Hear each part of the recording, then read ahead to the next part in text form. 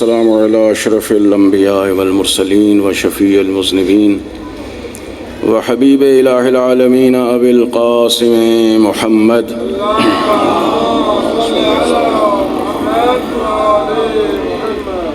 وأهل بيته الطيبين الطاهرين المعصومين المظلومين ولعنة الله على أعدائهم أجمعين. أما بعد فقد قال الله الحكيم بسم الله الرحمن الرحيم والعصر إن الإنسان لفي خسر إلا الذين آمنوا وعملوا الصالحات وتواصوا بالحق وتواصوا بالصبر.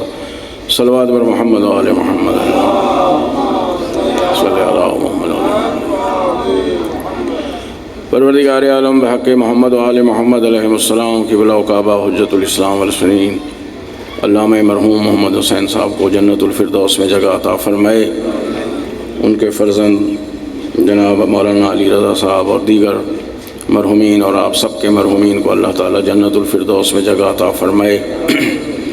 اور خالق و مالک اس وقت تک ہمیں موت نہ دے جب تک وہ ہمیں معاف نہ فرما دے. تمام بیماروں کو صحت کامل عاجلہ عطا فرمائے. سب کی دعاؤں کو مستجاب فرمائے. اس جامعہ علمیہ کو مرکز علمی کو اللہ تعالیٰ تا قیامت آباد و شاد رکھے. اس کی خدمات کو قبول فرمائے. جتنے اس جامعہ کے معاونین اور خدمت گزار ہیں اللہ تعالیٰ سب کی خدمات کو قبول فرمائے. ہمارے آقا و مولا حضرت امام زمان علیہ السلام کے ظہور پر نور میں تعجیل فرمائے. علماء اعلام مراجع اعظام رہبر معظم اور تمام مومنین کو پروردگار طول عمر عنایت فرمائے. قبولیت دعا کے لیے بلند ترین صلوات بھیج دیں. اللہم صلی اللہ. میں تبرکاً حاصل ہوا ہوں صرف ثواب میں نام لکھوانے کے لیے.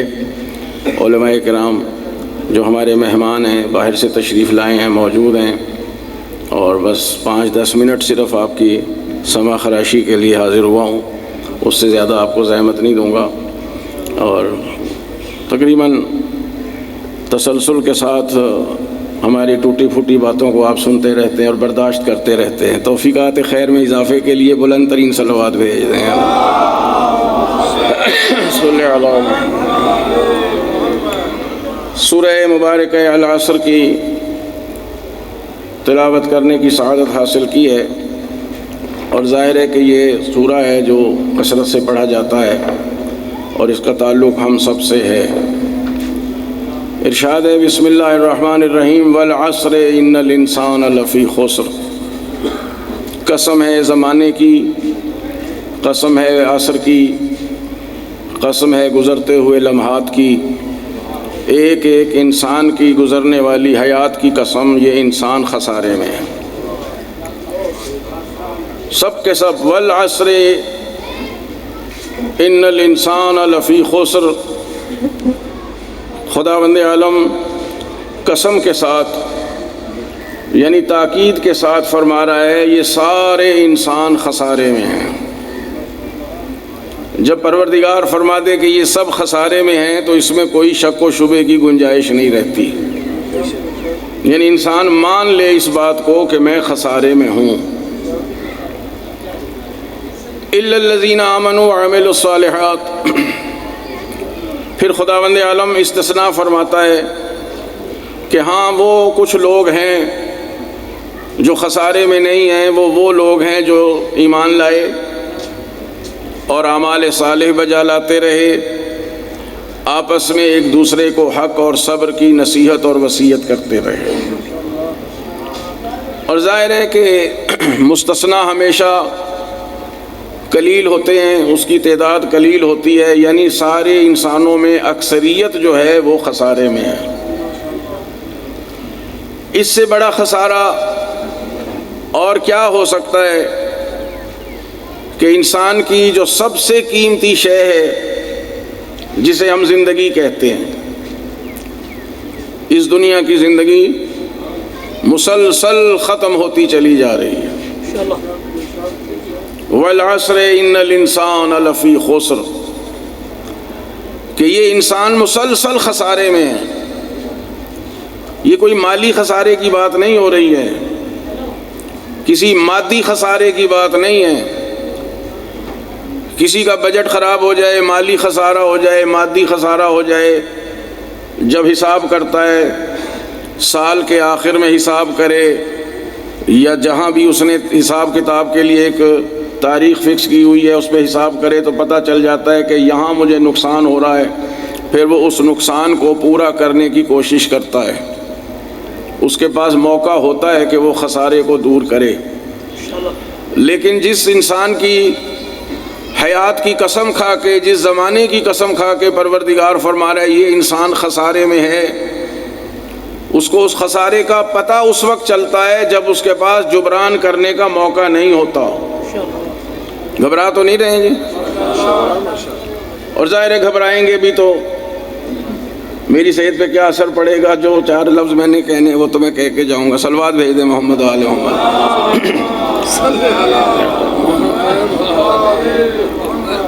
یہ خسارہ اتنا واضح ہے کہ اگر کوئی سمجھنا چاہے تو بآسانی سمجھ سکتا ہے کہ ہر سانس کے ساتھ میری زندگی ختم ہو رہی ہے۔ اس دنیا کی زندگی کی بات ہے، ورنہ جو اللہ نے انسان کو زندگی عطا فرمائی ہے وہ ختم ہونے والی شے نہیں ہے۔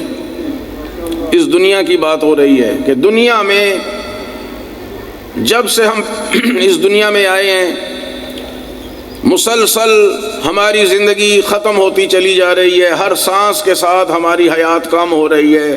اس دنیا میں ہمارا جو قیام ہے وہ مختصر سے مختصر ہوتا چلا جا رہا ہے، ہر سانس ہمیں موت کے قریب کر رہا ہے۔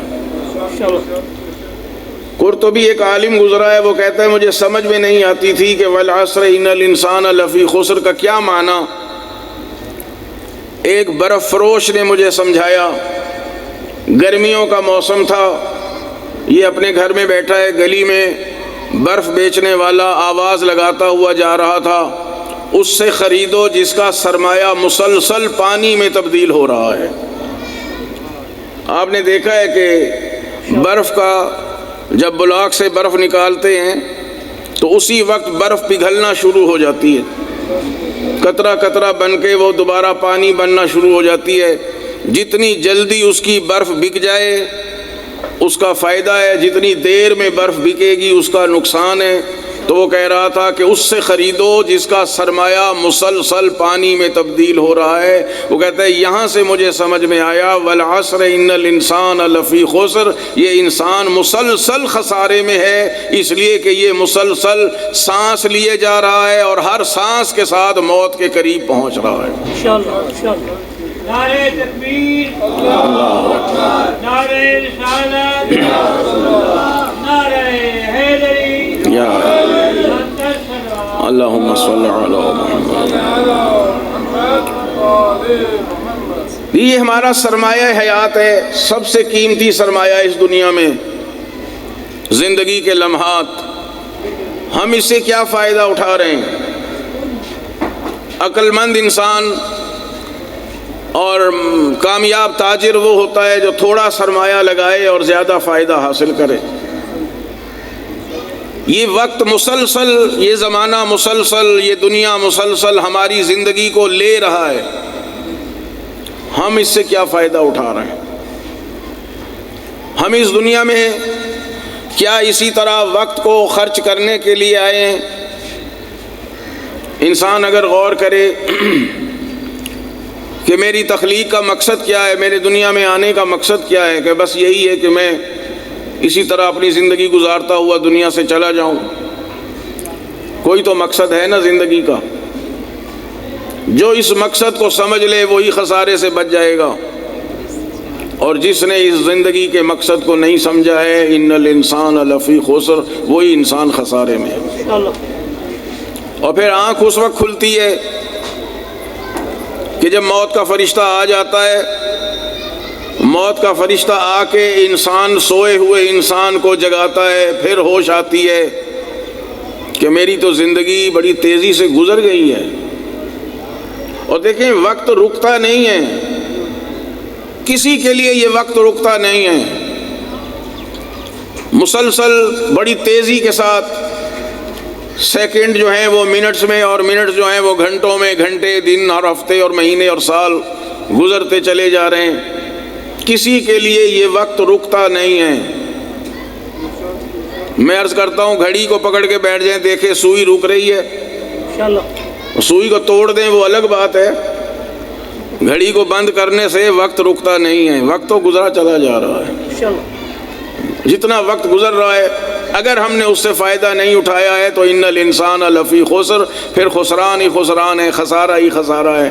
عقل مند انسان وہ ہے جو اس وقت سے فائدہ اٹھائے۔ انشاءاللہ اور خداوند عالم نے طریقہ بھی بتا دیا ہے کہ الا الذین آمنوا وعملوا الصالحات، خسارے سے بچنے کی یہی دو باتیں ہیں، بس وہ خسارے میں نہیں ہیں جو صاحب ایمان ہیں، صاحب اسلام نہیں، صاحب ایمان، انشاءاللہ کہ انسان پہلے مومن بنے اور اعمال صالح بجا لائے۔ ایک اور مقام پہ پروردگار نے فرمایا من عمل صالحا من ذکر او انثی وهو مؤمن فلنحیینہ حیاتا طیبہ، مرد ہو یا عورت اگر اعمال صالح بجا لائے بشرطے کہ وہ مومن ہو سبحان اللہ تو اسے ہم حیات طیبہ عطا کریں گے، اس دنیا میں بھی اس کی زندگی پاک و پاکیزہ ہوگی اور مرنے کے بعد جو زندگی ہوگی وہ بھی پاک و پاکیزہ اور طیب ہوگی۔ الا الذین آمنوا، جو صاحب ایمان ہو۔ ایمان کیا ہے؟ امیر المومنین نے فرمایا اور بعض روایات میں ہے کہ الایمان عقد بالقلب واقرار باللسان وعمل بالارکان، ایمان یہی ہے کہ انسان دل کی گہرائیوں سے جو کچھ رسول خدا لے کر آئے ہیں اس کی تصدیق کرے، اس پر یقین رکھے کہ جو کچھ محمد مصطفیٰ صلی اللہ علیہ وآلہ وسلم لے کر آئے ہیں وہ حق ہے، من جانب اللہ ہے، ہماری بہتری کے لیے، ہماری بھلائی کے لیے۔ ایمان ہو، پھر اس کا اقرار بھی کرے، وعمل بالارکان، پھر اعضاء و جوارح سے عمل کر کے بھی بتائے، وہی جس کو خدا کہہ رہا ہے وعملوا الصالحات، اعمال صالح بھی بجا لائے۔ اور یاد رکھیں اعمال صالح میرے اور آپ کے کہنے سے عمل صالح نہیں بنتا، عمل تبھی صالح ہوگا جو عمل خدا اور رسول صلی اللہ علیہ وآلہ وسلم کے بتائے ہوئے طریقے کے مطابق اور اللہ کے احکام کے عین مطابق بجا آوری ہوگی۔ امتثال امر الہی یہ اعمال صالح کہلائے گا۔ کسی انسان کا جی چاہے جی آج قسمت سے صبح کو آنکھ کھل گئی ہے، چلو نماز پڑھ لیتے ہیں، دل لگا ہوا ہے، موسم اچھا ہے، نہ بہت سردی ہے نہ بہت گرمی ہے، صبح کا وقت ہے، کوئی تنگ کرنے والا بھی نہیں ہے، کوئی فون کی گھنٹی بجنے والی بھی نہیں ہے۔ میں عرض کیا کرتا ہوں جس نے یہ موبائل ایجاد کیا ہے نا وہ براہ راست بغیر حساب جہنم میں جائے گا انشاءاللہ۔ میاں صاحب بھی کہہ رہے ہیں انشاءاللہ۔ سارا دن موبائل کی گھنٹی نہیں بجے گی، جیسے انسان نماز شروع کرتا ہے بیل پہ بیل بجنا شروع ہو جاتی ہے۔ صلوات بھیج دیں محمد وآل محمد۔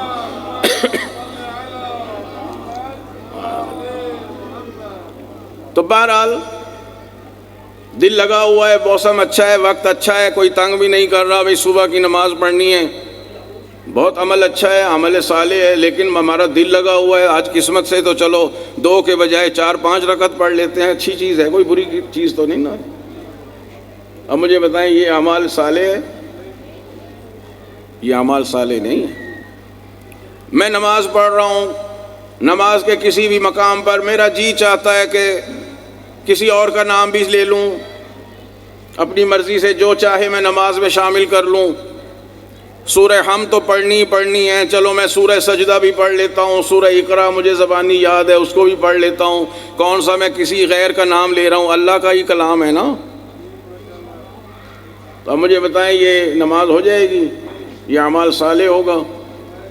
عمل صالح سے مراد یہ ہے کہ انسان اپنی مرضی کو داخل نہ کرے، سبحان اللہ، عمل کو اس طرح عمل بجا لائے جیسے خدا نے چاہا ہے۔ اور یاد رکھیں خداوند عالم نے ابلیس کو کہہ کے ہمیں دراصل سمجھایا ہے، پہلے دن اس کائنات کے ابتدا میں ہی جب ابلیس نے سجدے سے انکار کیا کہ آدم کو سجدہ نہیں، تجھے جتنے مرضی سجدے تو کہے کر لوں گا، تو پروردگار نے فرمایا تھا عبادتی من حیث ارید لا من حیث ترید، میری عبادت ویسے ہوگی جیسے میں چاہوں گا، ویسے نہیں ہوگی جیسے تو چاہے گا۔ تو اعمال صالح وہ ہیں جو خدا اور رسول کے احکام کے مطابق ہوں۔ خدا بند عالم نے جو حکم جیسے نازل کیا ہے، صلوات بھیج دے محمد و آل محمد صلی اللہ علیہ وسلم۔ قبلہ صاحب تشریف لے آئے ہیں اور سعید صاحب پہلے بھی تشریف فرمائیں، تو میری تو مشکل آسان ہو گئی ہے، اور میں انشاءاللہ بس 2-3 جملے مصائب بھی یہی پڑھیں گے، اپنا ٹائم بھی میں انشاءاللہ ان کو دے رہا ہوں کہ تاکہ دور سے آئے ہیں، ان کی جو ہے ان کے آنے پر ان کو خوش آمدید بھی کہیں اور ان کا شکریہ بھی ادا کریں کہ یہ بزرگان ہمارے شہر میں تشریف لائیں۔ اللہ تعالیٰ ان کی توفیقات خیر میں اضافہ فرمائے، ان کی صحت و سلامتی کے لیے بلند تر صلوات بھیج دیں۔ اللہم صلی علی۔ تو عزیزان محترم، اعمال صالح اور ایمان بھی وہی انہی چیزوں پر ہو جس کا خدا اور رسول نے حکم دیا ہے۔ اپنی طرف سے کسی چیز کو بطور ایمان ہم نے اختیار نہیں کرنا۔ 2 چیزیں ہیں، ایک ہے عقیدہ اور ایک ہے عقیدت۔ ہم دونوں چیزوں کو آپس میں خلط ملط کر دیتے ہیں، عقیدت کو بھی عقیدہ سمجھ بیٹھتے ہیں۔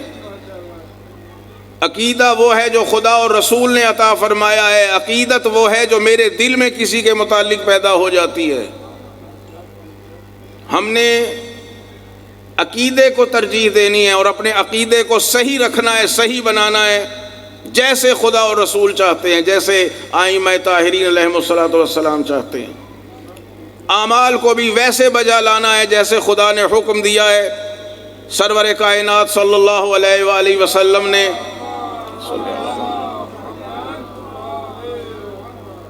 اور ائمہ طاہرین نے عملی طور پر انجام دیا ہے۔ میں عرض کیا کرتا ہوں، خدا کی قسم ہم سے زیادہ خوش قسمت دنیا میں کوئی انسان نہیں ہو سکتا۔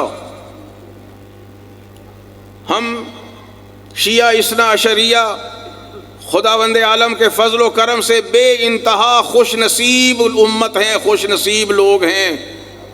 دنیا کے بڑے بڑے لوگوں کو لفظ عصمت کی سمجھ میں نہیں آتی کہ معصوم کیا ہوتا ہے، امام کیا ہوتا ہے، حجت خدا کیا ہوتی ہے۔ یہ خدا کا فضل ہے کہ ہمارے مذہب میں چھوٹے سے بچے کو بھی پتہ ہوتا ہے کہ معصوم کیا ہوتا ہے، امام کون ہوتے ہیں، حجت خدا کیا ہوتے ہیں۔ یہ خدا کا فضل نہیں ہے تو اور کیا ہے؟ دنیا میں رسالت مآب کے متعلق بھی عصمت اور معصوم ہونے کا وہ نظریہ اور عقیدہ نہیں ہے جس نظریے اور عقیدے پر الحمدللہ ہم کاربند ہیں۔ لوگوں کو ایک پیغمبر کی عصمت سمجھ میں نہیں آتی، اگر ان کے سامنے نبی کو معصوم کہا جائے تو وہ حیران ہو جاتے ہیں کہ نبی کے معصوم ہونے کا فلسفہ اور مسئلہ کیا ہے اور اس کا مفہوم کیا ہے۔ یہ خدا کا فضل ہے کہ اس نے ہمیں ایک نہیں 14 معصوم ہستیاں عنایت فرمائی ہیں۔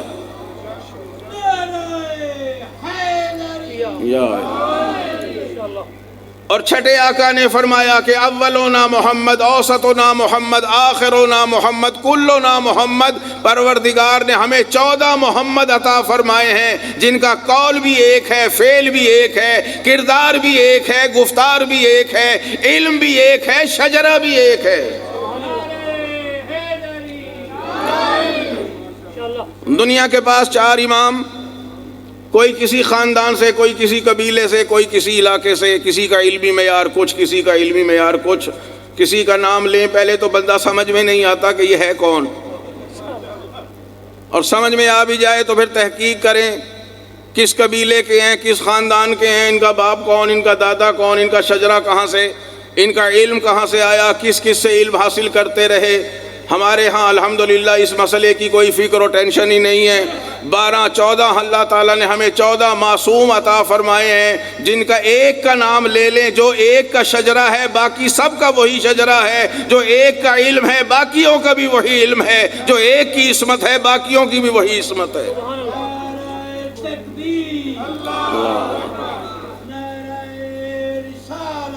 یا رسول اللہ، مرد آباد یا اللہم صلی اللہ علیہ وسلم۔ انشاءاللہ تو جب 14 معصومین علیہم الصلوۃ والسلام سب کا قول و فعل ایک ہے، تو پھر ان کے ماننے والوں کا بھی قول اور فعل ایک ہونا چاہیے۔ دیکھیے جتنے بھی اصول دین ہیں، اصول دین، ان سب کا فلسفہ یہ ہے کہ اس کو مقام عمل پہ لایا جائے۔ بہرحال میں اس مسئلے کو نہیں چھیڑنا چاہ رہا ہوں، تو پھر کبھی صحیح۔ اصول دین کا فلسفہ اور مفہوم یہی ہے کہ ان کو مقام عمل پہ لایا جائے، قول و فعل کو ایک بنانا توحید ہے، وحدت ہے، جسے امام خمینی مرحوم وحدت کلمہ کہا کرتے تھے کہ ہمارا جو قول ہو ہمارا فعل اس کی تصدیق کرے۔ ہم شیعہ ہیں اور ہمیں دنیا میں یہی فخر ہے کہ ہم شیعہ علی کے نام سے دنیا میں پہچانے جاتے ہیں، لیکن یہ صرف نام کی حد تک نہ رہ جائے۔ شیعہ کسی جو ہے گروہ کو نہیں کہتے، یا ہمارے ہاں شیعہ کا مفہوم علماء کرام تشریف فرمائیں، تائید فرمائیں گے، الشیعۃ من شایع علی ابن ابی طالب۔ شہید نے لمحہ میں بھی یہی تعریف کی ہے اور لغت کی کتابوں میں مل جائے گی۔ شیعہ وہ ہے جو علی ابن ابی طالب کے نقش قدم پہ چلتا ہے۔ میں اپنے گریبان میں جھانکوں، میں کتنا مولا کے نقش قدم پہ چل رہا ہوں، میری زندگی مولا کے طرز حیات سے کتنی متاثر ہے، میں نے اپنے مولا کی زندگی سے کیا درس حاصل کیا ہے۔ جب مولا کی ذات کو مانے تو پھر مولا کی بات کو بھی ماننا پڑے گا۔ خدا بند عالم صرف ذات کو نہیں منواتا، بات کو بھی منواتا ہے۔ اگر بات ہی کو نہ مانا، ان کے احکام ہی کو نہ مانا، تو ذات کو خالی ماننے کا کیا فائدہ؟ دنیا میں کون سا ایسا انسان ہے جو مولا امیر المومنین سے محبت نہیں رکھتا؟ مولا امیر کی ذات کو نہیں مانتا۔ امیر المومنین کی شان میں سکھوں نے، ہندوؤں نے کتنے اشعار اور قصیدے تحریر کیے ہیں۔ دنیا میں سب سے زیادہ قصائد جس ذات کی شان میں بیان ہوئے ہیں وہ مولا امیر المومنین کی ذات ہے۔ عیسائیوں نے، یہودیوں نے، دنیا کے مفکرین نے، فلسفیوں نے مولا علی کی شان میں کیا کچھ نہیں کہا۔ شبلی شمیل عیسائی ہے، وہ کہتا ہے علی سے محبت کا مطلب یہ ہے کہ دنیا کی ہر خوبی سے محبت کرنا۔ جو علی سے محبت کرتا ہے وہ دنیا کی ہر خوبی سے محبت کرتا ہے۔ لیکن شیعہ ہونے کا معنی یہ ہے کہ وہ اپنی زندگی بھی امیر المومنین علی ابن ابی طالب علیہ السلام کی حیات مبارکہ سے سبق سیکھتے ہوئے اس طرح گزارنے کی کوشش کرے۔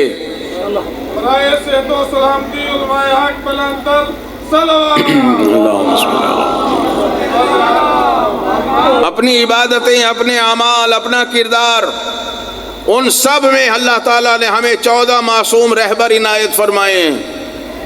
ان کی زندگیاں ہمارے لیے نمونہ عمل قرار پائی ہیں۔ اگر اس پہ عمل ہے پھر خسارے سے بچ رہے ہیں، اور اگر نہیں، نماز تو مولا پڑھ گئے، مجھے کیا ضرورت؟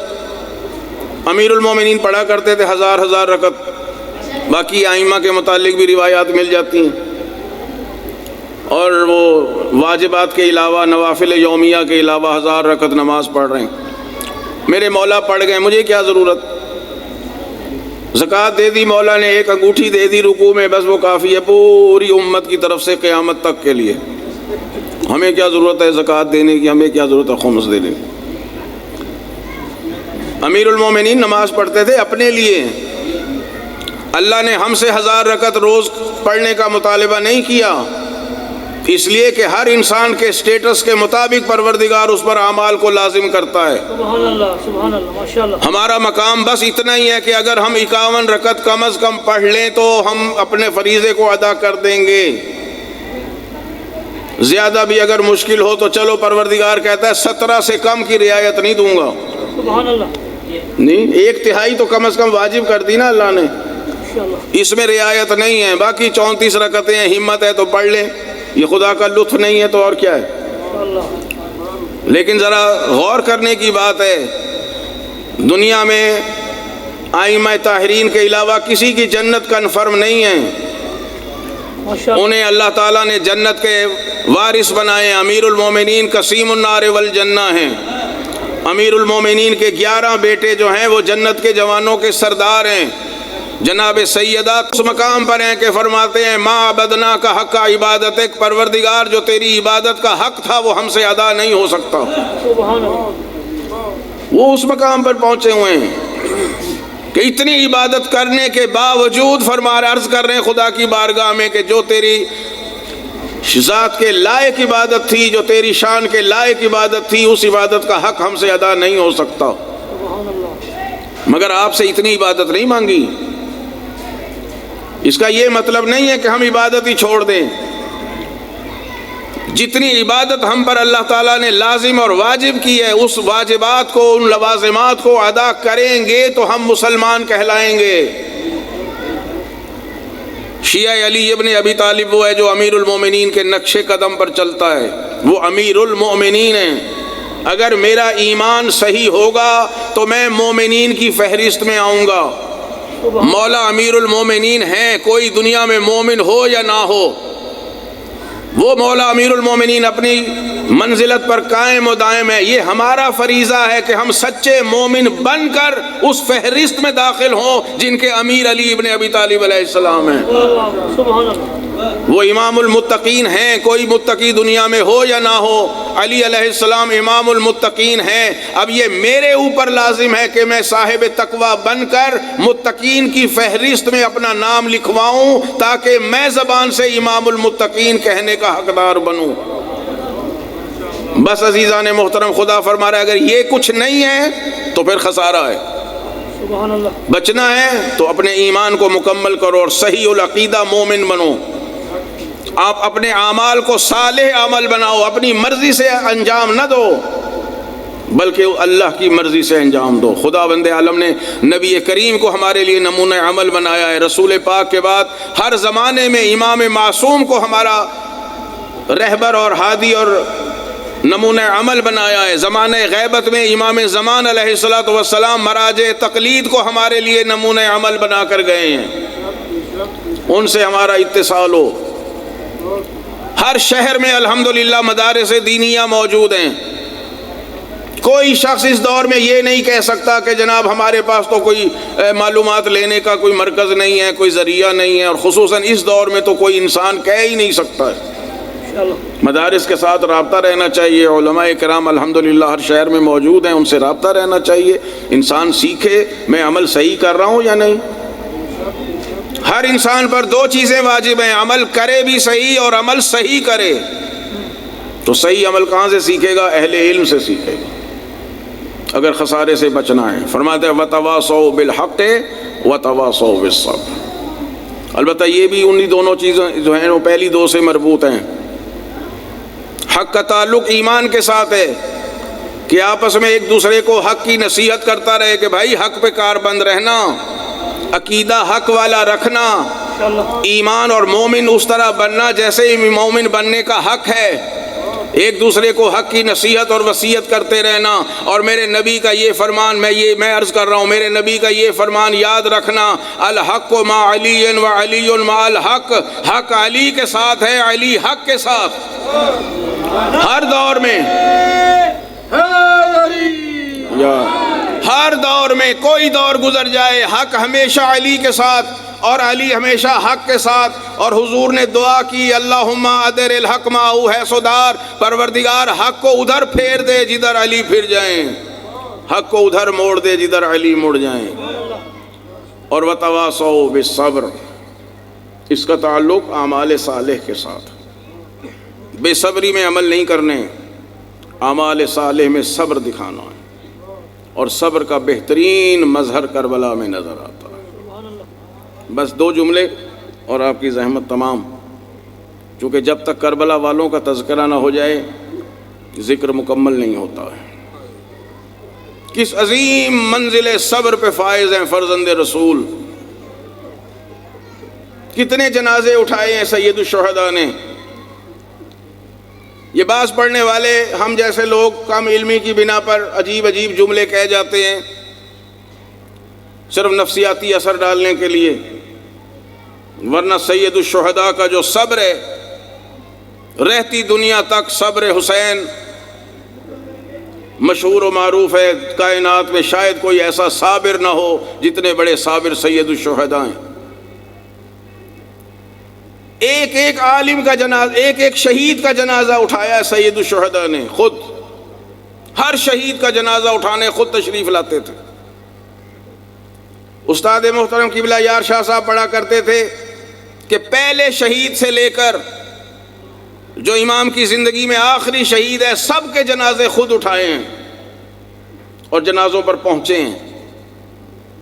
ہر شہید کا جنازہ اٹھا کے سید الشہداء نے وہ صبر دکھایا ہے کہ سجدہ خالق میں سر رکھ کے کہا پروردگار تیرا شکر ہے کہ تو نے یہ قربانی بھی مجھ سے قبول کی ہے۔ کتنے بڑے صابر ہیں، ہر شہید کا جنازہ اٹھا رہے ہیں اور صبر کا مظہر، صبر دنیا کے سامنے پیش کر رہے ہیں۔ کسی شہید پر، حتیٰ کہ اب مجھے بتائیں جوان بیٹے علی اکبر سے زیادہ عزیز کون ہو سکتا ہے؟ جوان برابر کے بھائی ابو الفضل العباس سے زیادہ پیارا کون ہو سکتا ہے؟ 6 ماہ کے بیٹے علی اصغر سے زیادہ پیارا کون ہو سکتا ہے؟ ہر جنازے پر میرے مولا نے شکر کا لفظ استعمال کیا ہے کہ پروردگار تیرا شکر ہے کہ تو نے اس قربانی کے لیے میرا انتخاب کیا۔ یہ امام ہیں، معصوم ہیں، حجت خدا ہیں، جانشین پیغمبر ہیں، ہر شہید کے جنازے پر شکر کیے جا رہے ہیں اور دنیا کو وہ صبر دکھا رہے ہیں کہ میں یہ صبر شکر کے ساتھ کر رہا ہوں۔ لیکن عقلیں حیران ہو جاتی ہیں علی کی، علی اور شیر دل بیٹی پر، کہ جب امام کی شہادت ہو گئی تو جناب زینب چادر اوڑھ کے آئی ہیں اور کہتی آ رہی ہیں راستہ دے دو، علی کی بیٹی آ رہی ہے، اور لوگ ہٹتے چلے جا رہے ہیں اور دیکھنا چاہتے ہیں کہ جناب زینب اپنے بھائی کے لاشے پر آ کر کس صبر کا مظاہرہ کرتی ہیں، کیا ان کی کیفیت ہے۔ شہزادی کہتی آ رہی ہیں رسول کی نواسی آ رہی ہے، علی کی بیٹی آ رہی ہے، راستہ دے دو۔ اور جب اپنے بھائی کی لاش پہ پہنچی ہیں تو سید الشہداء کی لاش کچھ ایسی حالت میں تھی کہ حیرانی سے دیکھ کر کہتی ہیں ابن جدی رسول اللہ، کیا میرے نانا رسول خدا کے بیٹے آپ ہیں؟ کیا میرے بابا علی مرتضیٰ کے بیٹے آپ ہیں؟ کیا میری فاطمہ زہرا ماں کے بیٹے آپ ہیں؟ اور اس کے بعد قبلہ صاحب فرمایا کرتے تھے، ذاکرین علماء پڑھتے ہیں کہ اتنے ہزار زخم تھے، فرماتے کس نے گن کے بیٹھ کر گنے تھے؟ آؤ علی کی بیٹی سے پوچھتے ہیں، بی بی آپ کے بھائی کے بدن اطہر پر کتنے زخم تھے؟ سیدہ زینب فرماتی ہیں میرے بھائی کے بدن پر کوئی جگہ اتنی سالم نہیں تھی کہ میں 2 ہونٹ رکھ کے ایک بوسہ دے سکتی۔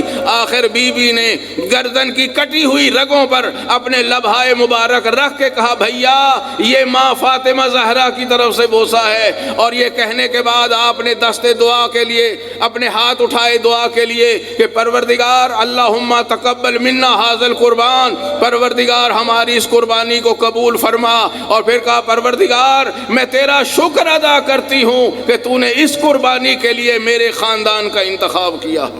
وما علینا الا البلاغ۔ سبحان اللہ۔